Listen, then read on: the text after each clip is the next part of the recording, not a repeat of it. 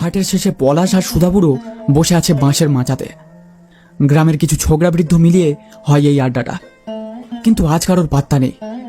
সকলে যেন ভুলেই গেছে সন্ধ্যের গল্পের আড্ডার কথাটা। সুধাবুড়ো বসে তামাক খাচ্ছিল। পেশায় তিনি জেলে, কিন্তু তিনি আরও একটা বিদ্যা জানেন, যেটা হলো ওঝা বিদ্যা। কিন্তু তিনি ওঝাগিরি করে কারুর থেকে আজ পর্যন্ত একটা টাকাও নেননি। কেউ টাকা দিতে চাইলে তিনি বলতেন, ধুর পাগলা, টাকা নিয়ে ওঝাবিদ্যাটাকে আমি অসম্মান করতে পারবো না। তুই বরং টাকাটা নিয়ে বুড়ো ঠাকুরের পুজো দিস। বুড়ো ঠাকুর সহায় হলেই সবার মঙ্গল। সুধাবুড়ো বলতেন মাছ ধরেই তার একার দিন চলে যায়। একা মানুষ, বিয়ে করেননি তিনি। গ্রামের ছোটখাটো বিপদে সব সময় সবার পাশে থাকেন, তাই গ্রামের লোকেরা তাকে খুব শ্রদ্ধা করে। কাকা, আজ কি কেউ আসবে না নাকি? আজ তো বুড়ো ঠাকুরের পুজো নিয়ে একটা আলোচনা ছিল, সেটা কি সবাই ভুলে গেল নাকি বলো তো? আর এই মৃত্যুঞ্জয় দা আবার কোথায় গেল বলো তো? তারও তো কোনো পাত্তা নেই দেখছি। কি জানি, আমিও তো তাই ভাবছি। এবারেও প্রত্যেকবারের মতো চাঁদা সংগ্রহ করার দায়িত্বটা ভাবছিলাম মৃত্যুঞ্জয়কেই দেব, কিন্তু ওর তো কোনো পাত্তাই নেই। ওর বদলে তুই দায়িত্বটা নিয়ে নিস বাপধন, বুঝলি? সেটা নিয়ে তুমি চিন্তা করো না কাকা, ওতে আমার কোনো আপত্তি নেই, আমি সব দেখে নেব। এমন সময় মৃত্যুঞ্জয় হন্তদন্ত হয়ে মাচার সামনে এসে দাঁড়ায়। তারপর যেন সে হাঁপাতে হাঁপাতে বিচলিত স্বরে বলে ওঠে, কাকা, জলার পাড়ে নাকি সত্যকে দেখা গিয়েছে, কিন্তু ফটিকের কোনো খোঁজ নেই। সত্য নাকি পাগলের মতো অবস্থা হয়ে গেছে। সবাই ওই জলার পাড়ের দিকেই গেছে। আমি ওই দিকেই যাচ্ছি, তোমরাও চলো। ওরা তিনজন হন্তদন্ত হয়ে জলার কাছে এসে পৌঁছায়। জলার পাড় থেকেই ওরা মোটা গাছটার কাছে বেশ কিছু ভিড় দেখতে পায়। ভিড় পেরিয়ে ওরা সামনে এগিয়ে গিয়ে দেখে সত্য গাছের গোড়ায় বসে পাগলের মতো আচরণ করে চলেছে। দুটো হাত তুলে সে একভাবে মাথা চাবড়াচ্ছে আর এক কথায় আউড়ে চলেছে, ফটিককে টেনে নিল, ফটিককে টেনে নিল, রক্ত রক্ত, কত রক্ত, ফটিককে টেনে নিল, কত রক্ত। ভিড়ের মধ্যে কত লোক কত কথা বলা বলি করে চলেছে। পলাশ সত্যকে কিছু বলতে যাচ্ছিল, কিন্তু সুধাবুড়ো তার কাঁধে হাত রেখে তাকে থামিয়ে দিয়ে নরম স্বরে বলে ওঠে, থাক থাক, কিছু জিজ্ঞেস করিস না এখন। মনে হচ্ছে ও মর্মান্তিক কিছু দেখে ফেলেছে।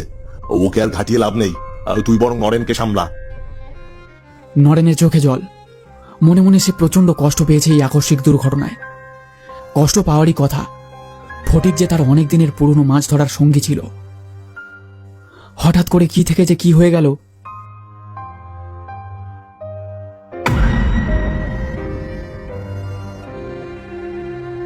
বাঁশের মাচাটাতে বসে পলাশ, মৃত্যুঞ্জয় আর সুধাবুড়ো আবার ঘটনাটা নিয়ে আলোচনা করছিল।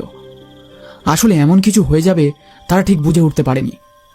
এমন একটা ঘটনা কিছু বছর আগে ঘটেছিল, কিন্তু সেটা তেমন বড় ছিল না। পাঁক জলাতে অনেক মাছ পাওয়া যায়, সেই লোভে গ্রামের একজন গিয়েছিল ভোরে মাছ ধরতে। সেখানেই সে একটা কালো ছায়া দেখতে পায় জলায়। সেটা দেখে সে আকস্মিক ভয় পেয়ে যায়, কিন্তু তার কোনো ক্ষতি হয় না। তারপর গ্রামের কেউই ওই জলাতে যেতে সাহস পেত না। বেশ কিছুদিন আগেই জানা গেছিল যে ওই কালো ছায়াটা আসলে কুমিরের ছিল, কিন্তু সেটা জেনেও বাকি। গ্রামের বৃদ্ধরা কত আগে থেকে ছড়িয়ে দিয়ে গেছিল যে ওই জলাটা অভিশপ্ত। ওই জলায় নামলে কেউ বেঁচে ফেরে না। বুঝলে কাকা, আমার মনে হয় এই সত্যদা মিথ্যে বলছে। আমার কেমন যেন একটা সন্দেহ হচ্ছে। ঠিক বলেছিস, আমারও কেমন একটা সন্দেহ হচ্ছিল। নৌকার উপর কুমির উঠে ফটিককে টেনে নিল আর সত্যকে ছেড়ে দিল। সন্দেহজনক ঘটনাটা। আরে বোকার হদ্দরা, এও তো হতে পারে যে ফটিক জাল ফেলে মাছ ধরছিল, আর সেই সময় কুমিরটা এসে জালে টান দিয়ে ফটিককে জলে ফেলে দেয়। তারপর বাকিটা যাই হোক কাকা, নরেনের যে একটা খোঁজ নেওয়া দরকার। হয়তো সে ভয়ে বাগজলার আশেপাশের কোনো একটা ডাঙায় উঠে আছে। সেটার তো একটা খোঁজ নিতে হবে নাকি? আরে পাগল হলি নাকি? সত্য কি আউড়ে যাচ্ছিল শুনিসনি? রক্ত দেখেছে, তার মানে কুমির ওকে টেনে নিয়েছে জলার ভিতরে। তারপর আর কি কিছু বলার থাকে নাকি? মৃত্যুঞ্জয় এবার একটু চুপ হয়ে যায়। সে যেন মনমরা হয়ে পড়ে সুধাবুড়োর এই কথায়। সেটা লক্ষ্য করে পলাশ মৃত্যুঞ্জয়কে বলে, কি গো মৃত্যুঞ্জয় দা, তুমি কেমন মনমরা হয়ে পড়লে যে বড়? কিছু ভাবছো নাকি?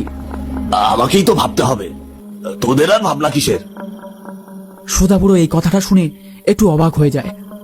কেন রে, কি হলো তোর আবার? এমন করে বলছো যেন কিছুই জানো না। তোমাদের কারো সংসার নেই, কিন্তু আমার সংসার আছে। সুযোগ পেলে বউ আমার সারাক্ষণ খিটখিট করে। এই ভাগের টাকায় তোমাদের মতো কি আমার সংসার চলে নাকি? বুঝেছি, তা হঠাৎ এমনটা মনে হলো কেন তোর? এতদিন ধরে তো আমরা ভাগে মাছ ধরছি, তা আগে তো তোর এই কথা মাথায় আসেনি। হঠাৎ করে নয় কাকা, এটা আমি অনেকদিন থেকে বলবো ভাবছিলাম, কিন্তু বলতে পারছিলাম না। এবার আর সহ্য করা যাচ্ছে না বউয়ের এই খিটখিটানি। আমার রোজগারটা বাড়াতেই হবে এবার দেখছি। তা রোজগারটা কিভাবে বাড়াবি ভাবছিস? কিভাবে আর, যেহেতু তোমাদের খরচ কম, তাই তোমাদের ভাগ ওই মানে মাছের ভাগের টাকাটাও কম নেওয়া দরকার হিসেব মতো। এই কথাটা শুনে পলাশ ভুরু কুচকে বলে ওঠে, সে কি কথা? এমন কথা তো নৌকাটা কেনার সময় হয়নি আমাদের মধ্যে। নৌকা কেনার সময় আমাদের মধ্যে কথা হয়েছিল কি সমান ভাগে রোজগারটা ভাগ হবে। কি বলো কাকা? হ্যাঁ সেটা তো ঠিক, কিন্তু মৃত্যুঞ্জয় যখন বলছে ওর কথাটাও তো ভাবতে হবে নাকি? ওর তো পরিবার আছে, তাদের খরচ আছে। তুমি যাই বলো কাকা, এ বিষয়ে আমি একমত হতে পারবো না। সবার সমান ভাগ হওয়ার কথা ছিল প্রথম থেকে, আর সেটাই হবে। এর কোনো নড়চড় আমি মেনে নেব না।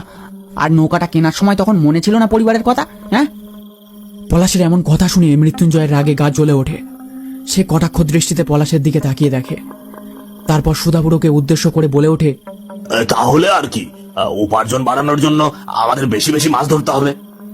আর বেশি মাছ এখানে কোথায় পাওয়া যায় সেটা তোমাদের বলে দিতে হবে না নিশ্চয়? সে কি রে, তুই আবার পাক জলায় গিয়ে মাছ ধরবার কথা ভাবছিস না তো? আজই একটা দুর্ঘটনা ঘটে গেল ফটিকের সাথে, তারপরেও কিভাবে সাহস হয় তোর ওই জলায় মাছ ধরার কথা মনে করিস? বাদ দাও তো কাকা, ফটিক অসাবধানতায় পড়ে গেছিল হয়তো জলাতে, সে ভুল কি আমরাও করবো নাকি? না না, ওই জলাতে যাওয়াটা ঠিক হবে না। অভিশপ্ত জলা ওটা, কারো না কারো প্রাণ নিয়েই নেবে ওই জলা। ওখানে যাওয়া একদম উচিত কাজ হবে না আমাদের। তুমি কি করবে দেখো কাকা, হয় ওই জলাতে চলো, নইলে তোমাদের ভাগের টাকা কমিয়ে আমার ভাগের টাকা বাড়াও। গোড়ামিগিরি করলে আর চলবে না। না না, ভাগের টাকা নিয়ে কোনো নড়চড় করা চলবে না।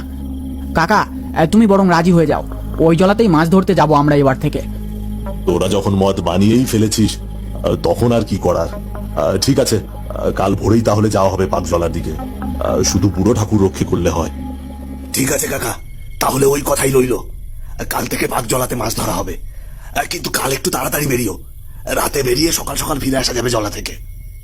ঠিক আছে, তাহলে চল, আর বসে থেকে কাজ নেই। অনেক রাত হলো, কাল আবার তাড়াতাড়ি উঠতে হবে। হ্যাঁ চলো কাকা।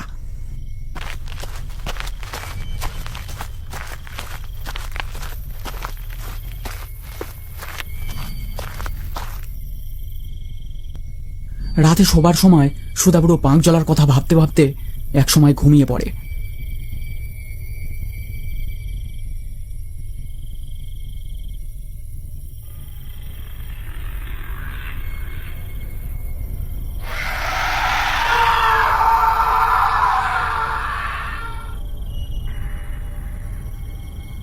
রাত থাকতে থাকতে সুধাবুড়ো জাল কাঁধে নিয়ে বেরিয়ে পড়ে।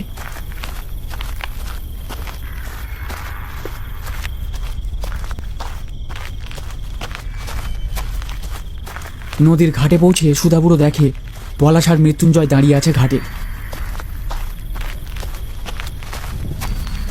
এই রে, তোরা এসে দাঁড়িয়ে আছিস, আমার আসতে একটু দেরি হয়ে গেল।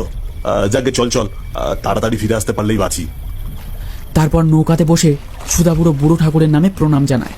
হে বুড়ো ঠাকুর, রক্ষে করো আমাদের, রক্ষে করো। পলাশ নৌকার দাঁড় টানতে শুরু করে দেয়।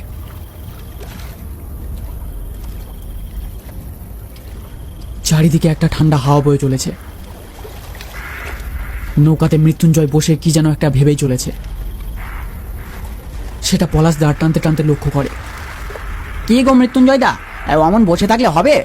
একা দাঁড় টানতে টানতে হাঁপিয়ে যাচ্ছি যে, তুমিও হালটা ধরো।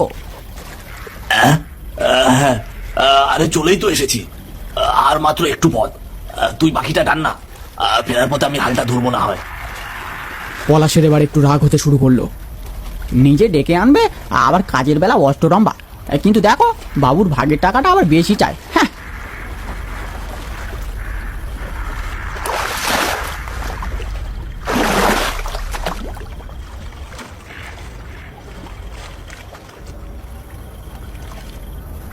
বেশ কিছুক্ষণ নৌকা চালানোর পর ওরা পৌঁছে যায় পাকজলাতে।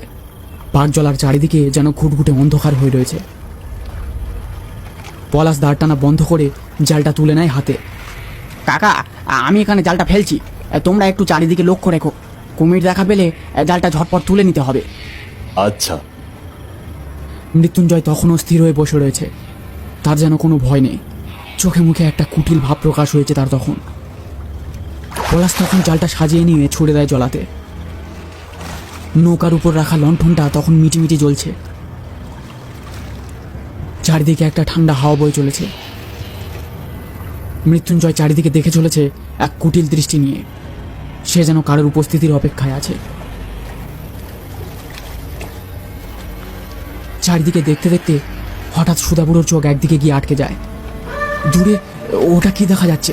কুমির নাকি? একটা কালো বস্তু জলার কাদা জল চিরে এগিয়ে আসছে ওদের দিকে। সুধাবুড়ো ভয় চেঁচিয়ে ওঠে। পলাশ, জালটা গুটিয়ে নে, গুটিয়ে নে। মনে হচ্ছে একটা কুমির এগিয়ে আসছে আমাদের নৌকাটার দিকে। সে কি? পলাশ ধরপড় করে জালটা টানতে শুরু করে। সেই সময় মৃত্যুঞ্জয়ের চোখে মুখে একটা উল্লাস ফুটে ওঠে। সে দাঁড়িয়ে ওঠে, তারপর ধীরে ধীরে পলাশের দিকে এগিয়ে যায়। তারপর একটা জোরে ধাক্কা দেয় পলাশকে। পলাশ ছিটকে পড়ে জলাতে। এ কি? এটা কি করলি? কি করলি তুই? পলাশকে ঠেলা মেরে ফেলে দিলি কেন? তোল তোল, ওকে উপরে তোল। কুমির ঘোরাফেরা করছে, ওকে যে টেনে নেবে। একদম এগোবে না কাকা, নইলে নইলে তোমাকেও ফেলে দেবো নৌকা থেকে। মরুক বেটা, মরুক। খুব বার বেড়েছিল। হ্যাঁ, এদিকে পলাশ সাঁতার কেটে নৌকায় ওঠার চেষ্টা করছে, কিন্তু সে কিছুতেই পা দুটোকে নিজের নিয়ন্ত্রণে আনতে পারছে না। তার পা দুটো পেঁচিয়ে ধরে আছে পাঁচ জলার অভিশপ্ত লতা। একসময় হাতের জোর কমে আসে পলাশের। সে পাঁচ জলাতে তলিয়ে যেতে শুরু করে। সুধাবুড়োর চোখে জল চলে আসে। এ কি করলি তুই? ছেলেটাকে মেরে ফেললি। বেশ করেছি, এবার তোমার পালা। ভেবেছিলাম তোমায় ছেড়ে দেবো, কিন্তু তোমাকে ছাড়লে চলবে না। কোনো প্রমাণ রাখা যাবে না। একাই লোকেরা দিয়ে মাছ ধরবো আর ব্যবসা করবো। মৃত্যুঞ্জয় ধীরে ধীরে এগোতে থাকে সুধাবুড়োর দিকে। হঠাৎ ঝপাস করে একটা শব্দ হয়। জলের নিচে থেকে বেরিয়ে আসে একটা বীভৎস মূর্তি। শরীরটা পলাশের মতো, কিন্তু কিন্তু সেটা আদৌ পলাশ নয়। কি বীভৎস রূপ তার! ভয়ে জড়সড় হয়ে পড়ে মৃত্যুঞ্জয় আর সুধাবুড়ো। কি কি কি কি এটা? এটা কি পলাশ নাকি? পলাশের শরীরটা হাওয়ায় ভাসতে ভাসতে একসময় ঝাঁপিয়ে পড়ে মৃত্যুঞ্জয়ের উপর। ছপাস করে একটা শব্দ, তারপর সব নিস্তব্ধ। কিছুক্ষণ পর আবার জলের নিচে থেকে বেরিয়ে আসে পলাশের শরীরটা। শুধু শরীর বলা ভুল হবে ওটাকে। পলাশের শরীরটা ধীরে ধীরে নৌকার উপর নেমে পড়ে। তারপর মুখটা হা হয়ে যায়। মুখ থেকে একটা সাদা ধোঁয়া বেরিয়ে আসে। একটা সময় ধোঁয়াটা পরিণত হয় একটা শরীরে। শরীরটা কার সুধাবুড়ো সেটা স্পষ্ট চিনতে পারে। ফটিক, তুই? হ্যাঁ, আমি। তোর এই হাল হলো কিভাবে? ওই সত্য আমায় ভুলিয়ে ভালিয়ে এই পাঁচ জলাতে নিয়ে এসেছিল। তারপর ঠিক মৃত্যুঞ্জয়ের মতো সত্য আমাকে ঠেলা মেরে ফেলে দেয় জলে। ওর আসল উদ্দেশ্য ছিল আমায় মেরে নরেনের নৌকাটা কেড়ে নেওয়ার। আমি বেঁচে থাকতে ও সেটা করতে পারতো না, তাই আমাকে এই পাঁচ জলায় নিয়ে এসে ফেলে দেয়। আমি আমি কত চেষ্টা করেছি, কিন্তু কিন্তু আর উঠতে পারিনি। কতটা কষ্ট নিয়ে মরেছি আমি, কিন্তু কিন্তু ওই সত্য বেটাকেও আমি ছাড়িনি। এই জলাতে ওকে পুঁতে দিয়েছি আজ। পুঁতে দিয়েছি এই জলাতে। পলাশ এখনো বেঁচে আছে। কিছুক্ষণের মধ্যে ওর জ্ঞান ফিরবে। ওকে নিয়ে বাড়িতে চলে যাও আর এসো না এই জলাতে। এই জলা অভিশপ্ত, অভিশপ্ত এই জলা, অভিশপ্ত। বলতে বলতে ফটিকের শরীরটা আবার পাঁচ জলায় তলিয়ে যায়। আকাশে অন্ধকার কেটে দিনের আলো বেরিয়ে আসতে শুরু করেছে তখন। সুধাবুড়ো পলাশের দিকে তাকায়। ধীরে ধীরে পলাশের জ্ঞান ফিরছে তখন। সুধাবুড়ো নৌকার দাঁড় টানতে শুরু করে। আর সে আসবে না এই জলাতে, আর কাউকে আসতেও দেবে না। ফটিকের শেষ কথাগুলো মনে করে সুধাবুড়োর চোখে জল আসে। আর এসো না এই জলাতে। এই জলা অভিশপ্ত, অভিশপ্ত এই জলা, অভিশপ্ত।